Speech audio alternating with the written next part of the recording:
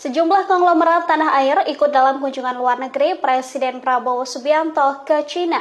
Di antaranya nama-nama beken tanah air ini adalah adik dari Prabowo Subianto sendiri, yakni Hashim Joyo Hadikusumo. Hadirnya para konglomerat tanah air di antaranya bagian dari niat Prabowo Subianto untuk belajar dari Cina dalam hal pemberantasan kemiskinan di tanah air. Para konglomerat asal Indonesia ini di antaranya adalah Arsyad Rashid dari grup Indika, kemudian Anindya Bakri dari grup Bakri, Franky Usman Wijaya dari grup Sinarmas, Prajoyo Pangestu dari grup Barito Pacific, dan Garibaldi Boy Thohir dari grup Adaro hingga bos SCBD Tommy Winata. Melalui akun Instagram pribadinya, Arsyad Rashid juga menuturkan bagaimana Prabowo Subianto menginginkan adanya kolaborasi antara perusahaan Tiongkok dengan Indonesia. Wakil Presiden Gibran Rakabuming Raka membuat program Lapor Mas Wapres. Warga kini bisa mengadu langsung ke Istana Wapres mulai Senin 11 November. Dalam unggahan di media sosial pribadinya, Wapres Gibran mengatakan ia membuat pengaduan dari masyarakat Indonesia secara terbuka untuk umum. Warga dapat langsung datang ke Istana Wakil Presiden setiap Senin hingga Jumat mulai pukul 8 hingga 14 waktu Indonesia. Lapor Mas Wapres juga membuka pengaduan melalui nomor WhatsApp. Masyarakat dapat mengirimkan aduannya di nomor 0811 1704 2207. Sebelumnya, hal serupa juga pernah dilakukan Gibran saat menjabat wali kota Solo. Bapak Prabowo, you are a general. I was a general. I'm retired. You are a general, and you are with the army for 20 years. You were also 28 years, yes. 28 years. It's a long time. Some people perhaps feel like your policies will be viewed through military eyes. How do you respond to that?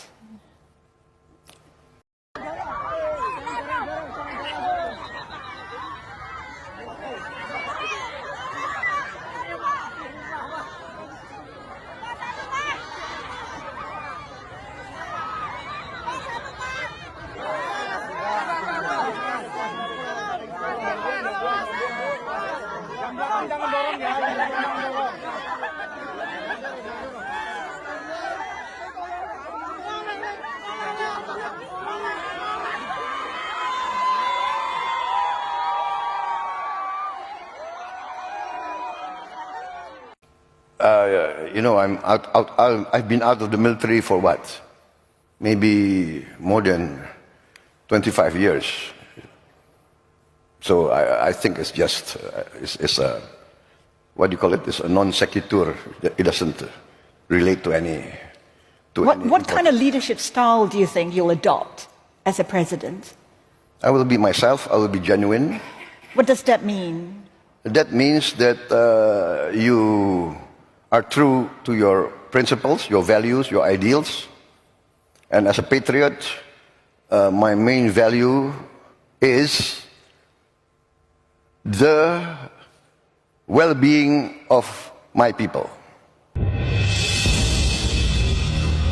Program Lapor Mas Wapres ini memang sangat-sangat fatal sekali karena nggak ada koordinasi, nggak ada arahan, tiba-tiba dia bikin sendiri.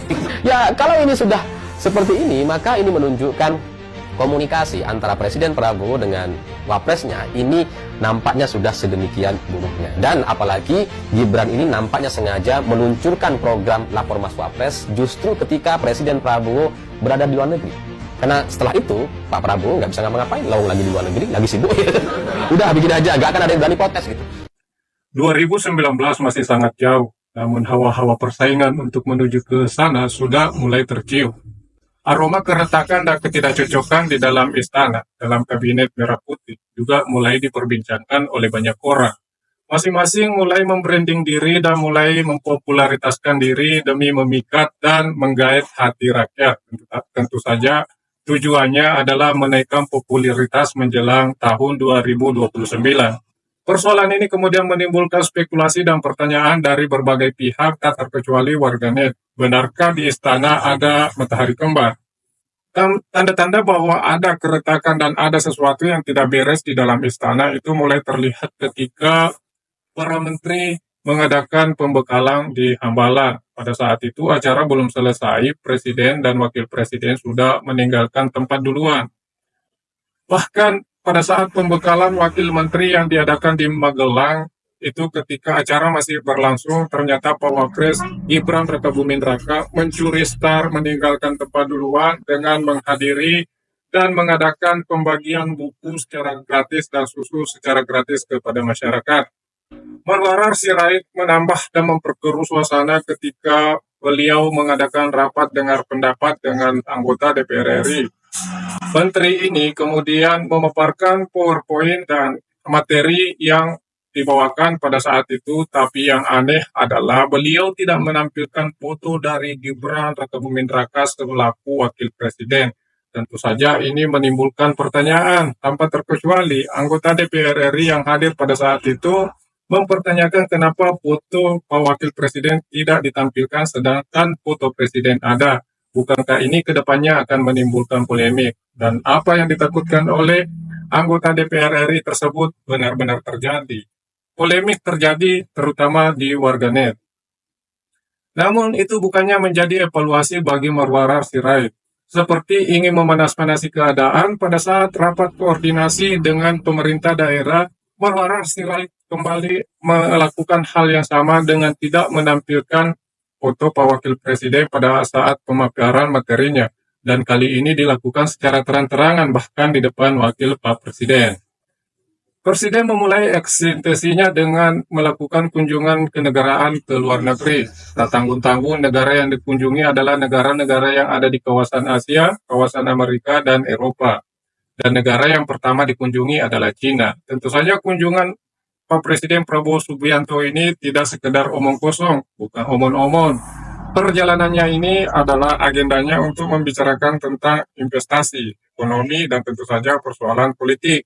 Seperti yang kita duga bahwa kunjungan Pak Prabowo ke Cina itu menghasilkan investasi 10,7 dolar Amerika Serikat atau setara dengan kurang lebih 157, sekian triliun jika dirupiahkan.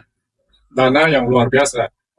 Pemerintah dan pengusaha menyetujui investasi ini untuk memenuhi dan melancarkan program prioritas dari Pak Presiden Prabowo Subianto, terutama di bidang pangan, ketahanan energi, hilirisasi, peningkatan sains dan teknologi.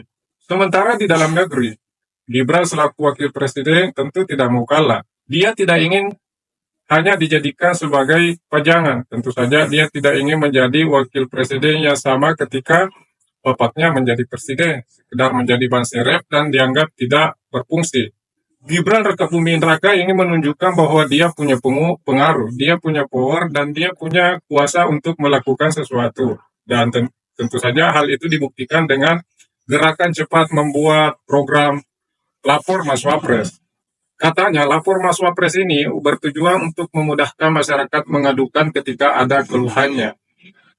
Meskipun sebelumnya diberitakan bahwa lapor Mas Wapres ini dibikin oleh Gibran Rakabuming Raka tanpa persetujuan dan tanpa meminta koordinasi dari Presiden Prabowo Subianto, namun kemudian dibantah oleh juru bicara staf komunikasi kepresidenan. Berita Laura mengatakan bahwa ini adalah program bersama antara pemerintah, wakil presiden, dan menteri-menteri, termasuk Prabowo di dalamnya.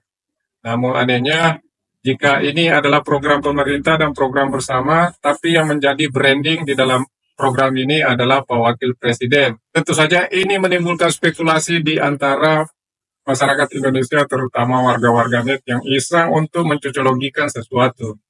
Tentu persaingan-persaingan seperti ini dan adu branding antara Prabowo dan Gibran akan terus berlangsung sepanjang pemerintahan ini berjalan. Prabowo tentu tidak ingin menjadi presiden yang dibayang-bayangi oleh wakilnya. Prabowo tentu tidak ingin kalah pamor dan kalah power dari seorang wakil presiden. Begitupun Gibran Rakabuming Raka, kehadirannya sebagai wakil presiden tidak hanya ingin menjadi sekedar wakil dan atas nama saja. Tentu beliau memiliki program dan pemikiran panjang untuk ke depan, terutama dalam menghadapi 2029.